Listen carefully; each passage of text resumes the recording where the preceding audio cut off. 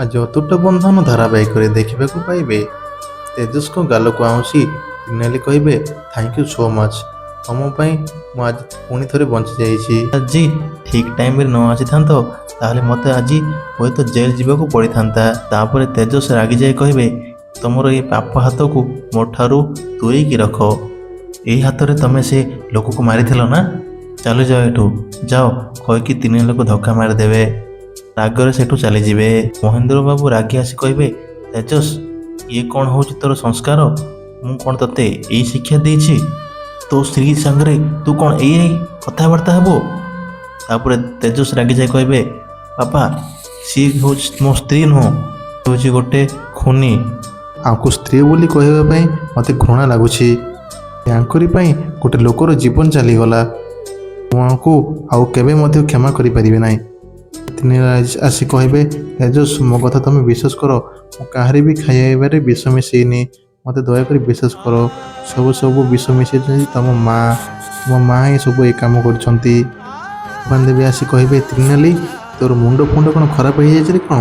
ମୋ ଉପରେ ତୁ କ'ଣ ଆରୋପ ଲଗାଉଛୁ? ଟିକୁ ଯାହା ଆସୁଛି ତାହା କହିଦେଉଛୁ। ତୁ ନିଜେ ଧରା ପଡ଼ିଯିବୁ ବୋଲି ମୋରି ଉପରେ ସବୁ ଦୋଷ ଲଦି ଦେଉଛୁ। ତୋର ସୁଖ ଶାନ୍ତି ତୁ ଜମାରୁ ଦେଖିପାରୁନୁ।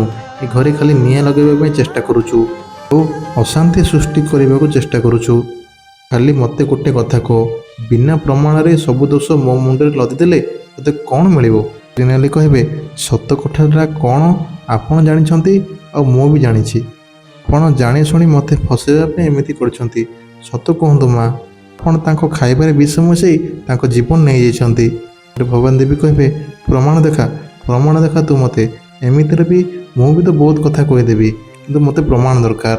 ଭଗବାନ ଦେବୀ କହିବେ ତୁ ସେ ହାଲୁଆରେ ବିଷ ମିଶାଇ ଖାଲି ଡାଇରେକ୍ଟରକୁ ମାରିବାକୁ ଚେଷ୍ଟା କରୁନଥିଲୁ, ଆମ ସମସ୍ତଙ୍କୁ ମାରିବାକୁ ଚେଷ୍ଟା କରୁଥିଲୁ।